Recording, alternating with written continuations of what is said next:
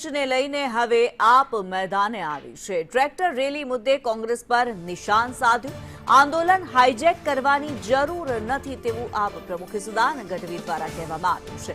Rally ખેડૂતોની છે, કોઈ પાર્ટીની નહીં તેવું ઈસુદાન ગઢવીએ નિવેદન આપ્યું। ખેડૂતોના મુદ્દા મજબૂતીથી ઉઠાવવાની જવાબદારી છે।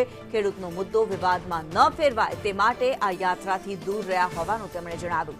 ખેડૂતોને ભવિષ્યના નુકસાનનું વળતર મળવું જોઈએ। ખેડૂતોના હિતમાં નવો કાયદો બનાવવાની જરૂર હોવાનું ગોપાલ ઇટાલિયા દ્વારા નિવેદન આપવામાં આવ્યું છે।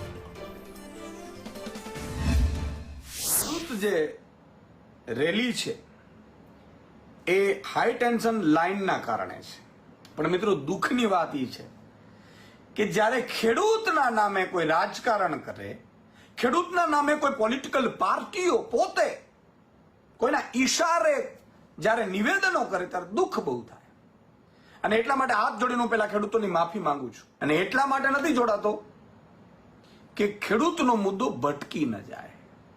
આજે કેટલાક કોંગ્રેસના નેતાઓએ, ખબર નહીં રાહુલ ગાંધીએ કીધું હોય કે પછી ભાજપના મોટા નેતાઓએ કહ્યું હોય, એમને જે પણ હોય, અથવા તો કંપનીઓ વાળાએ કહ્યું હોય, જે કારણ હોઈ શકે એ જાણે ને ભગવાન જાણે, પણ રાહુલ ગાંધીને એવી શું પીડા થઈ કે ખેડૂતના મુદ્દે આમ આદમી પાર્ટીના જો આગેવાનો જોડાશે, અમે તો ખેડૂત તરીકે જોડાવાના હતા, અમારે કોઈ, અને એ અમારી ખેડૂત છે ને અમારી પીડા છે એટલા માટે જોડાવાના હતા, પણ એમને પીડા થઈ કે તૈયાર ભાણે આવી જશે। એટલે તૈયાર ભાણું કોણ? એમ તમે કયા આધારે એમ કહો છો કે આ કોંગ્રેસ પક્ષ દ્વારા આયોજિત ખેડૂતોનું આંદોલન છે? તમારી જ પાર્ટીના સિનિયર નેતાઓ તો રસ લેતા નથી, એક શબ્દ બોલતા નથી, બાઇટ આપતા નથી, ટ્વીટ કરતા નથી, ફોટો પડાવતા નથી, કંઈ કહેતા જ નથી શું છે?